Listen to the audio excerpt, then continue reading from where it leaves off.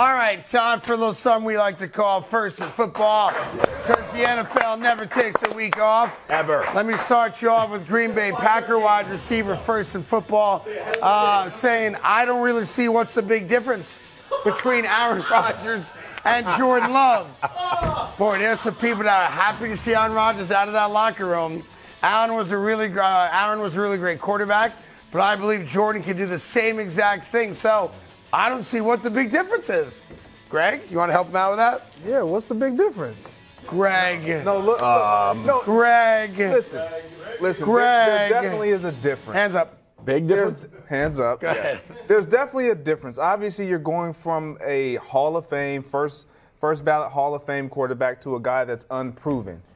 But guess who filled those same shoes the same exact way? Aaron Rodgers replacing Brett Favre. And guess who was a receiver saying, you know what, we have belief in this guy. We believe he's going to be James Jones. James Jones is one of those guys. Yeah. Myself, Donald. We all, because we were in the locker room, we were literally there every step of the way. So naturally, you're going to lean with the guy that's going to be in the locker room. Sure. But one of the things that Romeo Doubs is not going to say, and Christian Watson is not going to say, is Aaron Rodgers didn't believe in us early. He didn't help us and promote us and allow us to progress early. When you saw Christian Watson make that drop Their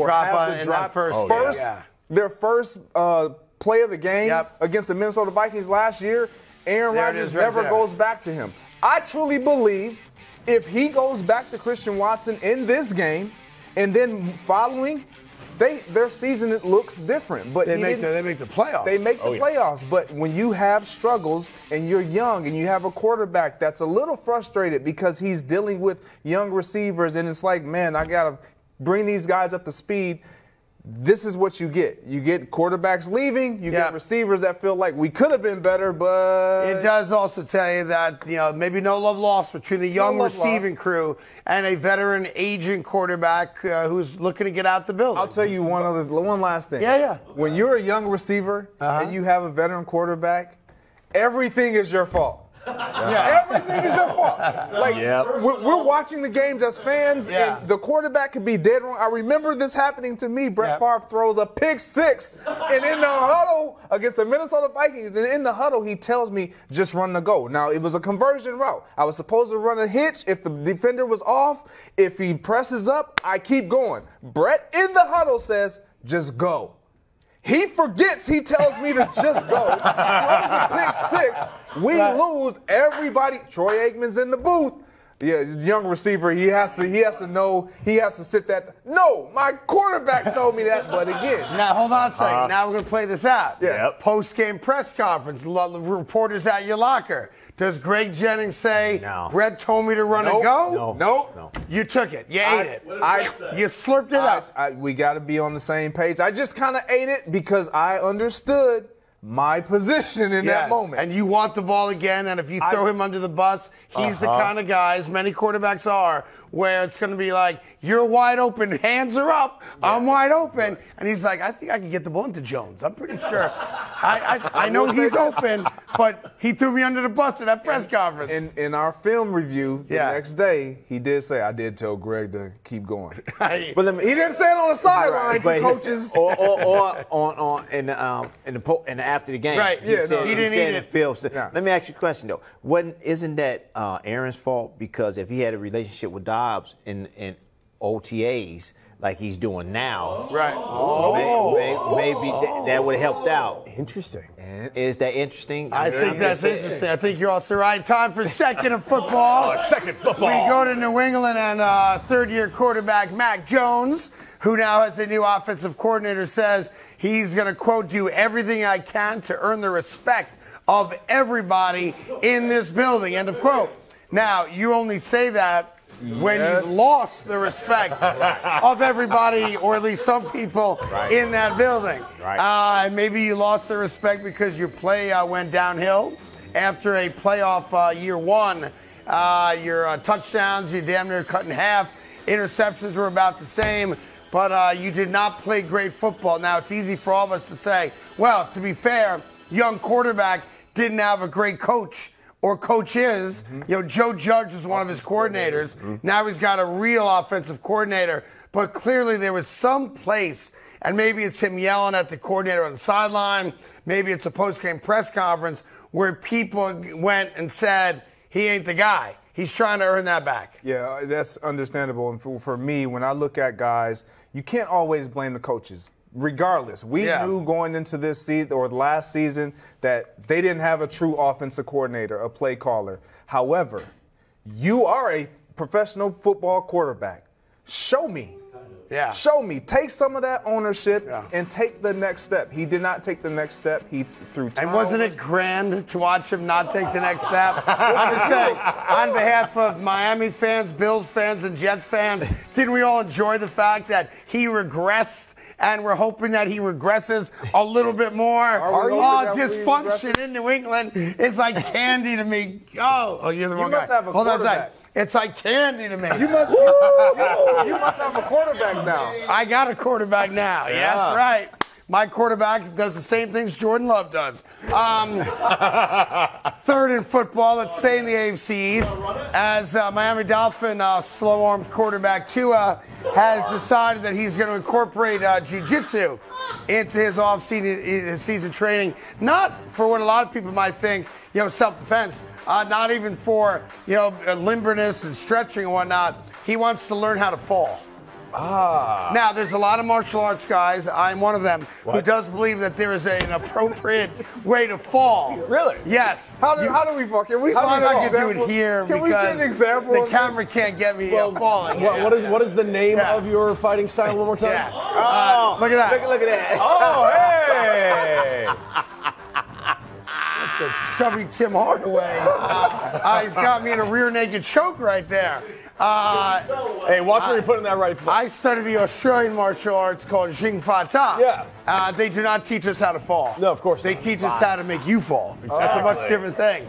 No reason to learn how to fall. I mean, no guy can hit me, right, Timmy? You look like you fell right there. Anyhow, so Tua wants to learn how to fall better. There is some belief in the martial arts that there is a proper way to fall which protects you from injury. It's a desperate attempt to avoid concussions, and I find the whole thing somewhat sad. I know a proper way to fall. Yeah. Grow up in the hood. You'll find a proper way to fall. Yeah, what do you mean by that? When you get tackled, you'll know how to fall. Because it's on cement? Yes. Tell the story. Tim has a great story. He tried playing football as a kid. You're a great athlete. Yeah, I was a great athlete. And what happened? Oh, my God. I got hit, and I just said, this is not for me no more. I was playing football in high school and had the shoulder pads on. I was going to be quarterback and everything. And one of the guys, the running back, got hit by a bunch of big guys. Yeah. And they was like, yeah, it's going to be a lot more where that came from. I went to the locker room, took off my stuff, put it back over the rail, and sat back in the stands. They was like, Tim. I was like, yeah, I'm up here. I quit. I'm not getting hit by them guys. That's a rough sport. My body wasn't good for that. It worked out for you. Yeah, it worked out for you. You made the right decision. Yes, I made the correct decision. Last one, fourth in football. For some reason, Minnesota hates Dalvin Cook. I still do not quite understand why, considering he's been a top 5 running back in his relatively short NFL career.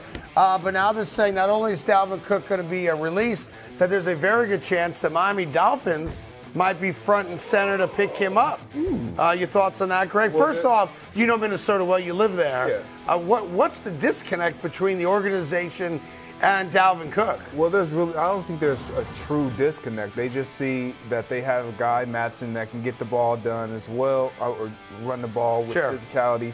And there has been a little fall off from Dalvin Cook and his production. Injuries has played a part of that. Yep. Missing games, the toll. And right now, if you can get value for him, you do that now. I think they're going to release him, though, most likely. I don't see them making a trade because it's so late in the game right now.